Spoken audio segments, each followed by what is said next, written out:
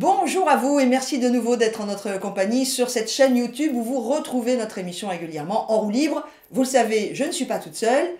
À ma droite, pour vous ce sera à votre gauche, salut Jade. Salut. Ça va? Ça va et toi? Bien, très bien. Et à ma gauche, et pour vous évidemment, ce sera à votre droite, Pierre Chasseret. Bonjour Pierre. Salut Malolo, ça roule? Ben, très très bien. Derrière les caméras, et vous le verrez évidemment, notre réalisateur et chroniqueur Gabin qui nous rejoindra, et Louane qui est également avec nous aujourd'hui. Alors évidemment, plein de sujets encore différents, mais tout de suite, parce qu'on adore aller droit au but, on passe à l'actu.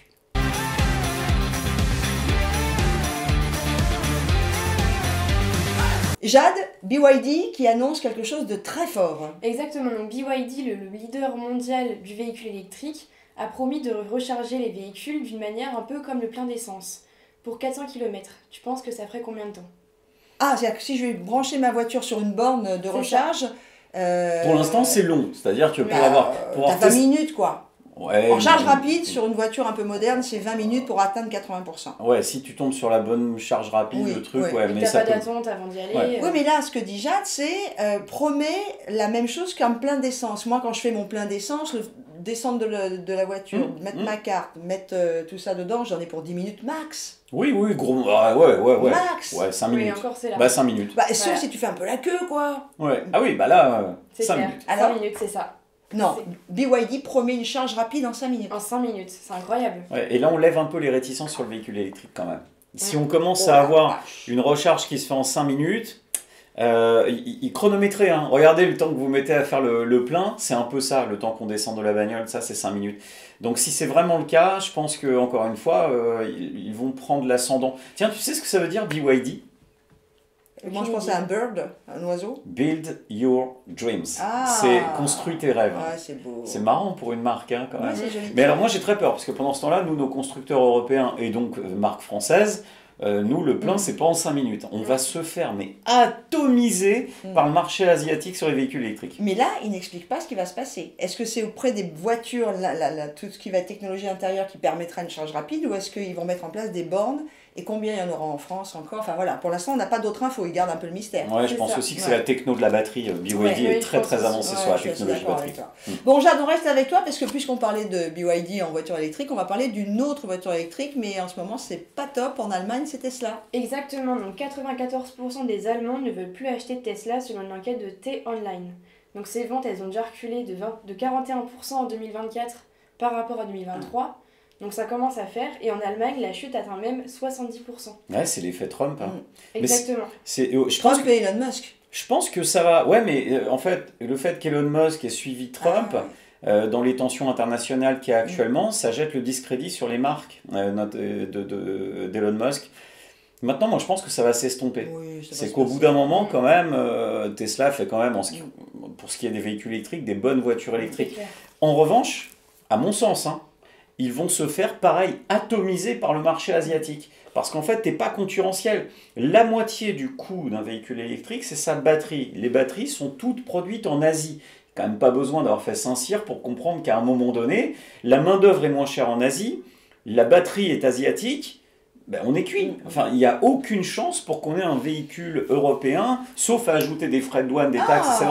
La R5 marche bien. Hein. Oui, mais elle va, bien sûr, mais elle va marcher sur un marché franco-français, parce qu'elle nous rappelle un peu... le côté vintage, voilà, bien sûr. Mais à l'échelle mondiale, je rappelle hein, quand même, BYD, 3e constructeur mondial. Ouais. Et puis de toute façon, les constructeurs français et européens se rendent bien compte qu'il y a des choses qui vont pas très très bien de leur côté. Enfin bon, on va quand même espérer que notre industrie automobile, dont on est aussi tous les deux défenseurs, tiens, moi, je te avec pose tous une les question. emplois, bon, va réagir.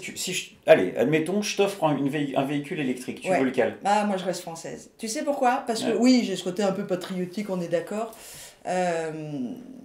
Là, il y a la 4L qui arrive, j'avoue, j'ai un gros coup de cœur. C'est bête, hein, je l'assume complètement. Okay. Ouais, je resterai française, ouais. Il y a une voiture électrique qui te fait... Si je t'en offre une, je te l'offre pas d'ailleurs, mais admettons. La Tesla. Ah ouais, tu vas chez Tesla quand même, tu vois. Et toi, pour l'intérieur, je pense. Bah, j'avoue que la R5 électrique, si tu me l'offres... non, c'est toi qui commençais à nous les offrir. Ah ben, mais la Honda E, je l'aimais bien aussi. Oui, elle était pas mal. Elle était belle, la Honda E. Mais il n'y a pas d'autonomie. Non, mais j'aime bien les voitures électriques françaises. Où, non, franchement, il se passe des choses. Alors, BM, j'aime bien aussi, j'avoue. Ouais, ça reste les gros constructeurs. Ouais, mais en électrique. Hein, Bon, allez. Bon. Mais pas BYD. on n'est pas encore, Ouais. on n'est pas encore en France. C'est la preuve qu'en France, avec tout ce qu'on entend autour de la voiture électrique, nous, en France, on reste quand même très attachés à notre marché. Tu vois, on est 3 ici. Et vous, d'ailleurs, c'est quoi? Quel véhicule électrique vous voudriez si je vous l'achète? Je l'achète pas, c'est Lolo qui paye. Ok. Non, c'est pas vrai, c'est pas de ok. Oubliez ce que je vous ai dit. Alors vous nous donnez votre réponse évidemment dans les commentaires sur notre émission. Allez, on continue et on va venir avec toi. Tu veux nous parler de la votation du 23 mars à Paris. Ça What is recommence. Alors, la mairie de Paris a décidé de soumettre une question à tous ceux qui vont pouvoir aller voter dans des bureaux de vote. Alors, c'est pas vraiment un vote, c'est une votation. Je vous invite à ouvrir un dictionnaire. Ce mot n'existe pas dans le vocabulaire français. C'est une votation, c'est un principe suisse. Donc, ça existe en Suisse, mais pas en France. Le mot votation, pas français. Donc, on commence, chère Anne, il va falloir acheter un petit dictionnaire quand même. Donc, la votation, c'est quoi? Eh bien, elle va permettre à tous les Parisiens qui le souhaitent d'aller voter autour d'une question qui est absolument pas neutre. Est-ce que vous souhaitez végétaliser 500 rues de la ville? Effectivement, tout le monde va dire pour, sauf que l'idée c'est quoi? C'est de fermer à la circulation automobile 500 rues de la capitale. Donc on a regardé avec Jadounette, ça fait en gros 10% des rues de Paris qui pourraient être fermées et végétalisées. Pourquoi pas? Non mais c'est joli, moi je suis pas contre, mais je me pose plusieurs questions. 1. Les riverains, ils font comment? Comment ils font pour rentrer chez eux? 2. Qu'est-ce qu'on fait des embouteillages dans ceux qui ont leur rue qui n'est pas fermée? Parce que les véhicules, ils disparaissent pas, ils vont rouler ailleurs. Donc, amis parisiens, par pitié... Votez non. Voilà, si vous voulez aller voter contre les projets un peu stupides de la mairie de Paris qui se cachent derrière des jolies questions. Sinon, j'ai aussi une idée de votation. Êtes-vous pour ou contre la guerre? Est-ce que vous pensez que l'eau, ça mouille? Oui, non. Et puis vous appelez les Parisiens. Alors, chers amis parisiens, qui êtes les seuls à avoir le droit de voter, est-ce que vous pouvez vous déplacer et penser un petit peu à ceux qui vont être touchés par ces mesures totalement stupides? C'était la fin de notre actu dans le rétro. J'en suis atterrée. Affaire à suivre évidemment. Et 40 millions d'automobilistes et d'émissions en roue libre vous tiendra informé. Merci beaucoup tous les deux. Dans quelques instants, on va retrouver Louane qui va prendre son cours de conduite accompagnée. Mon petit doigt, même ma main complète, me dit qu'elle va encore nous faire des belles erreurs de conduite.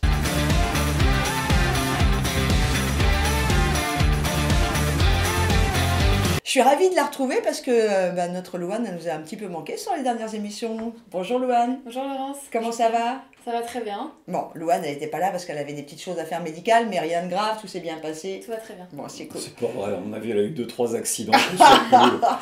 Ceci étant dit, ça ne l'a pas empêché de prendre un nouveau cours de conduite parce que cette jeune femme fait plein d'erreurs. C'est ça l'idée? C'est ça l'idée. Donc, avec qui tu le fais? Avec Johan Berthe qui dirige les auto-écoles Drive Innov. D'accord, allez, on te suit.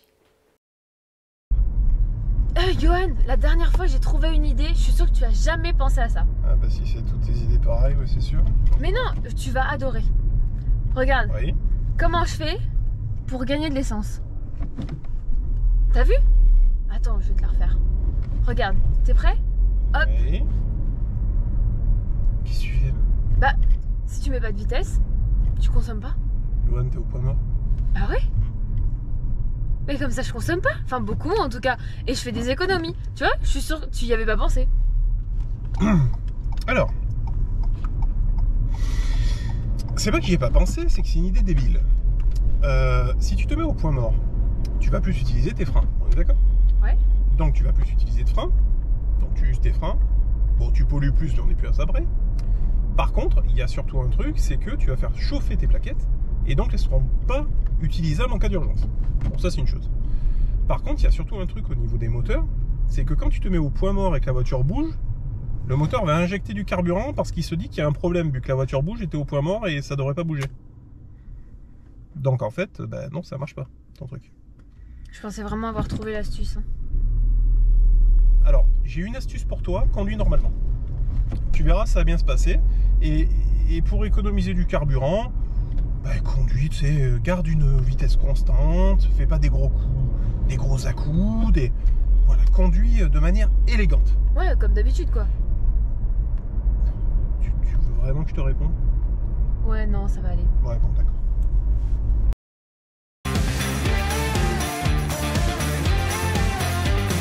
Il nous a rejoint, comme à chaque émission, c'est Maître Yoska, avocat spécialisé en droit routier. Bonjour Maître. Bonjour Laurence, bonjour Mademoiselle, comment allez-vous? Bien. Trop bien, C'est très, vrai, très bien. cool, moi aussi. Ça sent Olympique. Allez, hop, on y va. Alors, les questions, c'est toi qui les poses, Louane, dans cette chronique permis, pas permis. Alors aujourd'hui, je me posais une question, vu que j'ai vu pas mal de monde faire ça. Est-ce que j'ai vraiment le droit de remplir des jerrycans de carburant pour en avoir plus? Vous me faites penser à une maison qui s'appelle Emmanuel, que je salue, que j'embrasse très fort, qui est agriculteur dans la région de Reims, et qui avait toujours, non seulement des jerrycans, mais il ne les bouchonnait pas, bien évidemment, d'essence dans sa bagnole, pour pouvoir alimenter les machines agricoles. Et il fumait comme un pompier. Oh là là. Alors, on avait interdiction de rentrer en voiture avec lui. Alors, les jerrycans, oui. Mais c'est hyper réglementé, vous vous en doutez. À la fois pour des raisons fiscales, à la fois pour des raisons de sécurité, et puis sécurité pour les autres et pour soi. Alors on va commencer globalement par l'économie générale des jerrycans. Pas plus de 3 jerrycans de 20 litres. Quand même. Et ça fait beaucoup. Ah, Mais oui. et d'un côté, vous avez des voitures qui consomment beaucoup, vous avez éventuellement besoin d'amener de l'essence ou des diesels à des véhicules, à des machines agricoles qui consomment beaucoup d'essence aussi. Donc c'est pas mal, c'est beaucoup, mais à la limite, c'est pas énorme que ça. Premièrement, il faut faire attention, vous avez des préfectures et des arrêtés municipaux qui interdisent justement sur leur périmètre d'éventuellement transporter de l'essence. Donc toujours se renseigner à la préfecture, toujours se renseigner à la mairie. Surtout en période de pénurie. Vous savez qu'en période de pénurie, vous n'avez pas plus le droit de prendre un jerrycan de 5 litres pour pouvoir... bon. Il faut bien évidemment que le jerrycan soit homologué à neuf. Il faut qu'il soit étanche. Il faut qu'il soit en bon état, il ne faut pas qu'il soit percé, il ne faut pas qu'il soit rouillé. Il faut penser à tout ça, bien évidemment. Et il faut faire attention parce que si éventuellement vous êtes pris en infraction, amende, classe 4, donc pas très lourd, mais amende par le nombre de jerrycans. Et puis surtout, on peut vous reprocher de déverser éventuellement des fluides toxiques de l'essence du diesel sur la route. On peut vous reprocher aussi d'avoir créé un accident si ça fait une patinoire. On peut vous reprocher aussi de mettre les autres en danger. Donc il y a tout un tas de choses auxquelles il faut penser, des choses assez logiques, mais qui viennent bien évidemment s'appuyer sur la loi. Donc globalement, pour répondre à votre question, géniale, intelligente, pour une fois. Non, non. non, très intéressante, Ouais. peut-être plutôt dans le monde agricole, j'ai envie de dire. C'est pour ceux qui nous suivent plutôt en dehors des grandes villes. Oui, vous avez le droit, mais faites attention, il y a des normes qui s'appliquent et il faut faire très attention à celles-ci. Donc si on veut le faire, il vaut mieux vraiment se préoccuper de toutes les normes. Voilà, bien connaître. Il faut être Voilà. carré, il faut être carré sur son matériel, il faut Ouais. être carré sur aller voir la municipalité ou la préfecture, leur demander si on est dans une autre zone à risque ou pas, s'ils ont la possibilité, s'il y a un arrêté municipal ou préfectoral qui a été pris pour empêcher éventuellement le transport d'essence, et puis savoir qu'en période de pénurie, là il y a des règles qui s'appliquent qui sont un peu différentes, mais globalement c'est autorisé, faites attention, il y a quand même des restrictions. Très bonne question, merci beaucoup. Très bonne réponse, merci beaucoup, maître. Allez, quant à nous, eh bien, on continue maintenant notre rendez-vous en roue libre.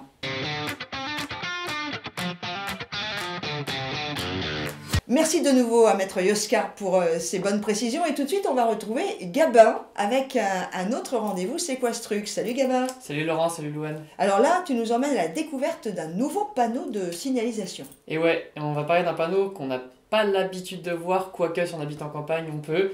C'est le panneau d'une traversée fréquente d'animaux de ferme sur la route. Donc est-ce que vous en avez déjà vu? Ah, bah c'est pas celui où on voit une vache? Ouais, exactement, ouais. Ah, ouais, moi j'ai été élevée à la ferme. Toi Louane, je pense que t'as l'habitude On d'en voit voir. souvent. C'est vrai qu'en métropole, c'est peut-être un peu plus compliqué. Ah, à Paris, c'est sûr qu'on n'en voit pas beaucoup. Bon, ce panneau, comme vous le voyez à l'écran, il est triangulaire avec un fond blanc et une bordure rouge qui indique un danger. Il représente une vache noire, mais il concerne en réalité tous les animaux. Donc, c'est pas parce qu'il y a une vache que vous pouvez pas avoir traversé un mouton ou autres animaux. Je suis pas un spécialiste dans tout ce qui est élevage. Il est généralement placé à proximité des fermes, alpages ou pâturages où les animaux peuvent traverser la chaussée, parfois accompagnés d'un berger ou des petits chiens. Moi, j'ai déjà vu des petits chiens accompagner les moutons pour les encadrer. Ce panneau, donc, il est important. Pourquoi? Parce qu'il prévient les collisions. Donc, un troupeau en plein milieu de la route peut surprendre un conducteur inattentif. Ah oui. Et se prendre un troupeau de vaches, je pense que Ouais. ça fait un peu mal. Il prévient des risques de freinage brusque. Donc, si une voiture arrive trop vite, elle risque de ne pas s'arrêter à temps. Et les routes rurales et montagneuses, donc ces zones ont souvent des virages serrés et peu de visibilité, ce qui augmente le danger. Et moi, du coup, j'ai fait mes petites recherches et trouvé une petite anecdote sur ce panneau, enfin du moins sur un troupeau qui s'est approprié une route. Et c'était très drôle, donc je vais vous la lire. C'est: tout commence un banal matin pour les automobilistes roulant tranquillement sur cette autoroute reliant Bordeaux et Clermont-Ferrand.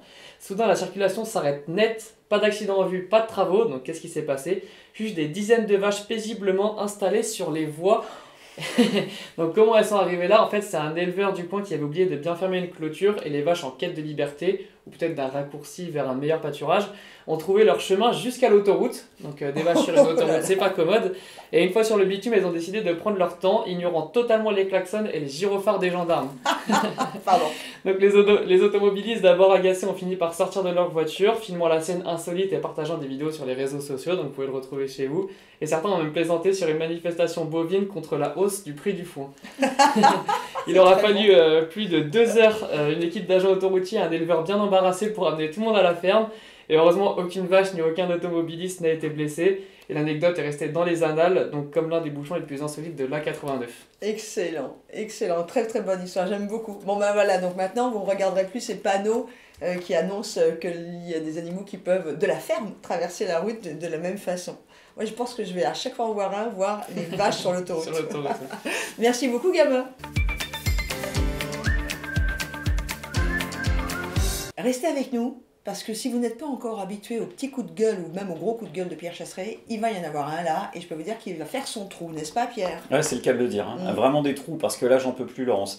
J'ai fait tout ce qu'on m'a dit de faire. C'est-à-dire que par exemple dans la capitale, j'ai pris mon vélo, tu vois, parce que bon, c'est vrai que je gagne du temps et puis que j'aime bien. Et il fait beau, il commence à refaire beau. Alors moi je veux bien tout, sauf que envoyer les gens faire du vélo sur des routes telles que je vais te les montrer dans quelques images, là, tu vois les quelques images qui vont apparaître à l'écran pour vous, c'est indécent. Il ne se passe pas sur la route, dans la capitale, 20 mètres sans que tu n'aies pas des trous béants. Alors, il y en a qui appellent ça nid de poule. Non, là, on n'est plus dans le nid de poule. On est carrément dans le cratère. Ouais, il y a le cratère, il y a tout le monde, puis il y a le cratère sur la Lune. C'est du délire. Sauf qu'en fait, ça devient extrêmement dangereux.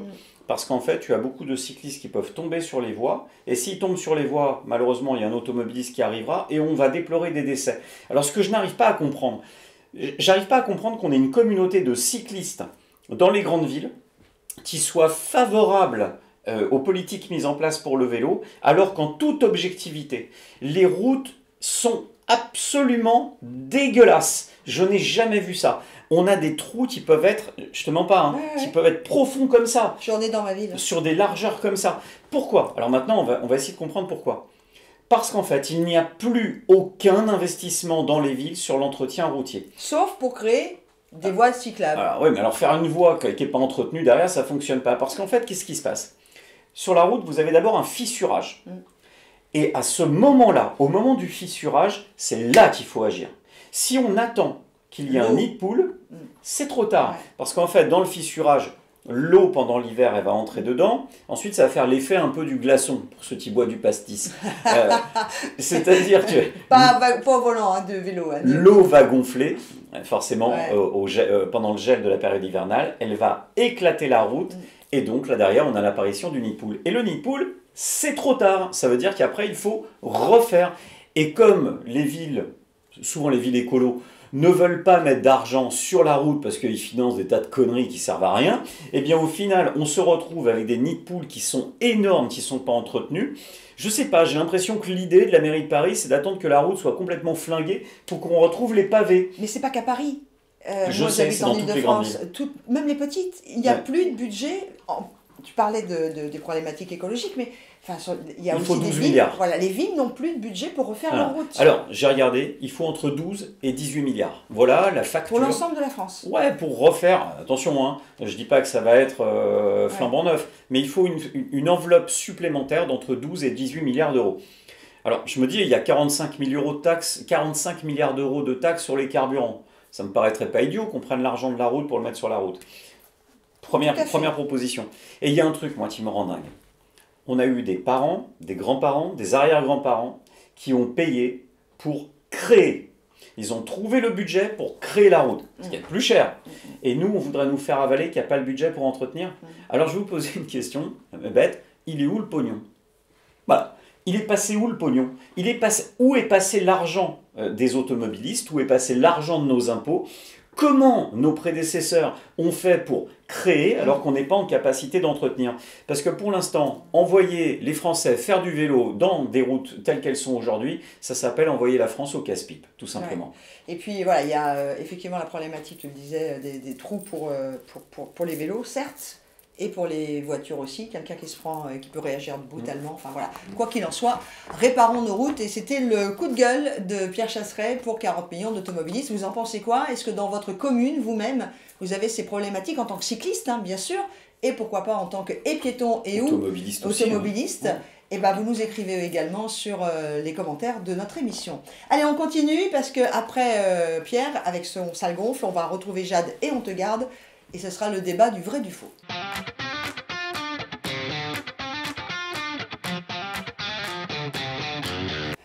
Nous voici arrivés dans ce moment du vrai du faux, où l'on décrypte des choses que l'on ne voit pas spécialement quand on est simple automobiliste. Et là, ça va concerner tout le monde, c'est la fiscalité sur le prix des carburants. Alors pourquoi ce sujet, Pierre? Parce qu'en fait, j'ai l'impression que certains de nos politiques n'ont absolument rien compris et ont une mémoire, mais très très courte. Pourquoi? Eh bien parce que, figure-toi Laurence, que l'État est en train de songer à augmenter, croche-toi, hein, la fiscalité sur les carburants. Parce qu'on n'en paye pas assez. Ouais, c'est ça. Notamment sur un type de carburant, les carburants qui contiennent de l'éthanol. Alors je sais ce que vous vous dites, alors ceux qui ont une voiture qui roule à l'éthanol, là... on commence à trembler. On tremble. Mais pour tous ceux qui ont un véhicule essence, vous mettez du samplon 95 E10, hein, comme 60% des Français de mémoire. Eh bien, si on touche à la fiscalité de l'éthanol, le E10, eh bien tout va augmenter et vous allez payer plus cher votre prix des carburants. Alors, ce que je te propose, pour que ce soit bien clair pour vous et moi, parce qu'ils sont au courant tous les deux très fortement du sujet, c'est que Jade, tu nous décryptes le prix des carburants aujourd'hui, et en particulier sur l'éthanol et le E10. Donc on va d'abord se baser sur des données de l'UFIP, énergie et mobilité entre 2023 et 2024. Le prix moyen du SP95 E10, il est passé de 1,86 € le litre à 1,79 €, soit une baisse de 3,76%. Pour le gasoil, on est passé de 1,80 à 1,70, soit moins 5,56%. Mais cette fois, on va faire un petit focus quand même sur le SP95 E10 en détaillant un petit peu le prix. Le carburant sur les 1,79 € du litre, il représente seulement 58 centimes, soit 32%. Le coût de la distribution, lui, représente 22 centimes, soit 12%. Mais on va maintenant passer aux taxes. On a la TICPE qui représente entre 61 à 69 centimes, soit 36 à 38%. C'est déjà plus que tout ce qu'on a dit auparavant. Et on a ensuite la TVA qui augmente de 16%. Donc au total, sur 1,79 € le litre de SP95, on a 55% de taxes. C'est quand même énorme. Ah, c'est propre. C'est la moitié, plus de la moitié. Plus de la moitié. C'est-à-dire plus de la moitié de mon plein part en impôt. Et tu comprends l'idée. Ils se sont dit, puisque les prix des carburants ont légèrement baissé, ah bah là oui, bien. Si on augmente la fiscalité, personne ne va rien voir. Personne ne va rien voir. Les Français, ils vont y voir que du feu.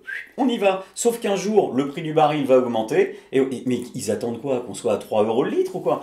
Donc, il faut à tout prix, et là on a besoin de 40 millions d'automobilistes, et croyez-moi, on fait le boulot, mais on a besoin de vous pour exercer votre pression sur les parlementaires, dans votre circonscription, pour ramener ce message aussi à l'Assemblée nationale, parce que cette fiscalité qui arrive d'abord sur l'éthanol, qu'est-ce qui va se passer après, par capillarité? Une fois que tu en as monté un, on va nous dire, oh bah, vous vous rendez compte, le diesel est moins cher que l'essence, le diesel c'est pas bien, mais il faut augmenter l'essence. Parce que quand l'État dit on va rééquilibrer les prix des carburants, c'est pas comme ça. Non. C'est comme ça. Mais l'explication de Jade qui est extrêmement claire, là on est sur le SP95 E10, mais du coup cette fiscalité va aussi augmenter pour ceux qui font des pleins à l'éthanol. Alors pour tous ceux qui ont une voiture convertie à l'éthanol avec un boîtier homologué, s'il vous plaît, mettez des boîtiers homologués, sinon vous allez avoir des problèmes, ça je vous le dis. Ou pour tous ceux qui ont un véhicule neuf type Ford Kuga, qui a de base, ou le Ford Puma qui était de base à l'éthanol, et bien pour tous ceux qui roulent au 100% éthanol, enfin au 100%, avec une voiture qui ne prend que de l'éthanol, vous avez 85% d'éthanol à l'intérieur. Oui. Pourquoi 85 et pas 100 d'ailleurs? Parce qu'en fait, l'éthanol, elle a besoin d'une certaine température pour l'allumage. Donc quand il fait froid, elle a besoin d'un apport en carburant traditionnel. Donc 85% d'éthanol, si on augmente la fiscalité de l'éthanol, c'est fini. C'est fini. On tue un carburant qui a pourtant un avantage écologique, qui a un meilleur bilan carbone, qui permet d'assurer une solution de transition écologique. Enfin, il faut être stupide. Qui fait travailler une filière française, une filière française, parce que c'est une spécificité française, la betterave sucrière. Donc, on a tous les intérêts pour faire en sorte d'avoir un carburant qui est plus écolo, moins cher pour les Français. Et là, d'un seul coup, on a un tartempion dans un ministère qui s'est dit « Tiens, j'ai une super idée, on va faire casquer les Français sur les carburants. » Et moi, je repense à Gilets jaunes. Donc, comme ça me parle. C'était quoi, Gilets jaunes? 80 km/h, merci Edouard. Mais aussi, et 3 centimes. 3 malheureux centimes de plus sur les taxes carburant, ça a été le détonateur pour mettre la France dehors. Est-ce que dans le contexte politique actuel, avec des Français qui tirent un peu la langue budgétairement, est-ce que concrètement c'est le moment d'imaginer une hausse de la fiscalité sur les carburants? Moi je te répondrais, si je me fais l'avocat du diable, comme la France a des trous dans le budget et qu'il faut ramener de l'argent, que en plus on nous parle beaucoup de réarmer la France, on va aller chercher l'argent partout. Ils se disent, ça va être 1 centime par litre, ce sera limite, les Français vont rien sentir, mais ça me permet de ramener. Tu sais ce que c'est 1 centime d'euro en plus sur les prix des carburants? C'est 300 millions de plus dans les caisses de l'État. 3 centimes, 1 milliard. Tu vois? Donc si je suis moi au gouvernement, je me dis, vu que j'ai besoin de re-remplir mes caisses, et qu'en plus je dois avoir plus d'argent au-delà de mon déficit budgétaire pour le réarmement de la France, au cas où, et travailler à l'Europe, c'est peut-être pas si bête. Je dis pas que je suis d'accord. J'essaye. on est ok. Hein. Elle comprend juste le message politique qui veut ramasser de l'argent. Par contre, regarde. On va prendre l'époque sous Sarkozy. Ça remonte pas si longtemps que ça. On a tous connu ça, petit ou pas, Sarkozy président, on a connu. Sous Sarkozy président, les taxes sur les carburants, c'est 30 milliards d'euros. Aujourd'hui, on est entre 45 et 50 milliards. On ne peut pas continuer comme ça. On ne peut pas continuer à exercer une pression constante sur l'usager en voiture, sous prétexte que, soi-disant, on taxe la pollution. Le dernier qui a dit ça, qui a dit « je ne veux pas taxer le travail, je veux taxer la pollution », il s'appelle Édouard Philippe, il a pris le gilet jaune. Je peux te dire qu'à mon avis, Édouard, si demain il revient fort en politique à l'échelle nationale, il ne reviendra pas sur la hausse de la fiscalité carburant. Donc, en tout cas, et on a bien compris qu'on parle de fiscalité sur les carburants, et là en l'occurrence sur l'éthanol, la position de 40 millions d'automobilistes pour conclure, et qu'allez-vous faire, Pierre Chasseret? Alors très clairement, déjà alerter tous les parlementaires sur ce dossier, exercer une pression sur les cabinets ministériels, et heureusement, on a peut-être une bonne nouvelle avec quelqu'un qui a aujourd'hui une oreille très attentive sur l'association 40 millions d'automobilistes. On va en jouer, on va pas dire qui c'est, mais croyez-moi qu'on a des gens heureusement bien placés. Mais j'ai besoin de vous. J'ai besoin de vous parce que sans vous, sans votre pression, quand vous croisez votre parlementaire, eh bien on n'arrive pas à faire émerger ces enjeux. Regardez sur les zones à faibles émissions, on est en train de gagner. Pourquoi on gagne? Pourquoi 40 millions d'automobilistes est cité partout? Eh bien pour cette raison-là. Voilà, on a fait le point en tout cas, et merci beaucoup Jade pour ces informations, et la position de 40 millions d'automobilistes est claire. Vous voulez réagir vous aussi, vous n'hésitez pas directement sur le site de 40 millions ou même en commentaire. À suivre, Démonte ta caisse, savez-vous ce qu'est un injecteur et à quoi il sert?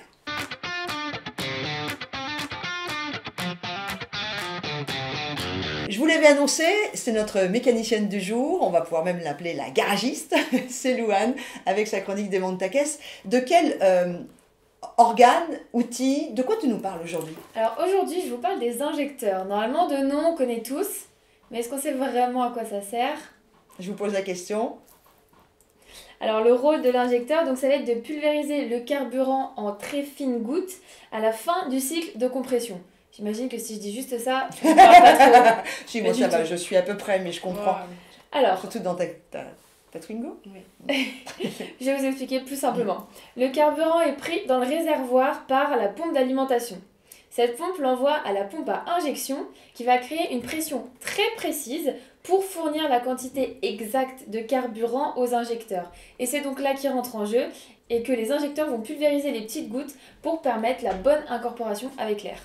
Ce qui est important pour les injecteurs, c'est donc qu'ils ne soient jamais encrassés. C'est ça. Il faut faire très attention parce que ça peut s'encrasser. D'ailleurs, comment on reconnaît un injecteur abîmé?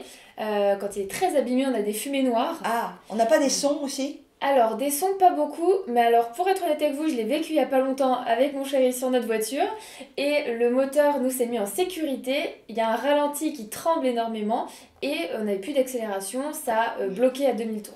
Ok, donc du coup, ça se change à quel moment si on veut ne pas arriver au moment où ils sont encrassés?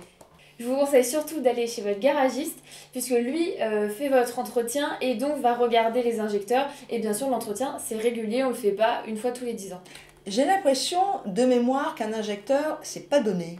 Alors, le prix pièce, encore une fois, on est sur un râteau plus qu'une fourchette, puisqu'on est entre 50 et 450 € pièce, en fonction du modèle, en fonction de la voiture, et il n'y en a pas qu'un. Il n'y a pas qu'un. Oui, il y en a 4. Il y a 4 injecteurs, donc ça c'est le prix d'un seul. Donc sur les très grosses voitures, ça vaut très cher. Voilà, mais en tout cas, vous le savez, surtout les injecteurs à ne pas laisser de côté. Faites-les vérifier par votre garagiste parce que ça peut, coûter très cher au porte-monnaie, mais ça peut aussi coûter un peu cher au moteur. Donc, Et je peux rajouter, pour tous les petits bricolos, c'est très compliqué de changer un injecteur soi-même. Il faut des bonnes connaissances et surtout un matériel vraiment adapté parce que c'est très long et ça demande quand même une certaine technique. Je suis tout à fait d'accord. Alors ça marche sur les voitures d'aujourd'hui. Sur les voitures avant, c'était plus simple. Mais bon, c'est plus le cas, mon bonne dame. Donc, on va chez son garagiste, du coup, on fait travailler son garagiste et ça, c'est plutôt une bonne nouvelle. On a fait le tour? On a fait le tour. Merci beaucoup, Louane. Allez, pour conclure notre rendez-vous, eh bien, on va retrouver notre ami Gabin parce que lui, pour finir les émissions, il a toujours des histoires invraisemblables à nous raconter.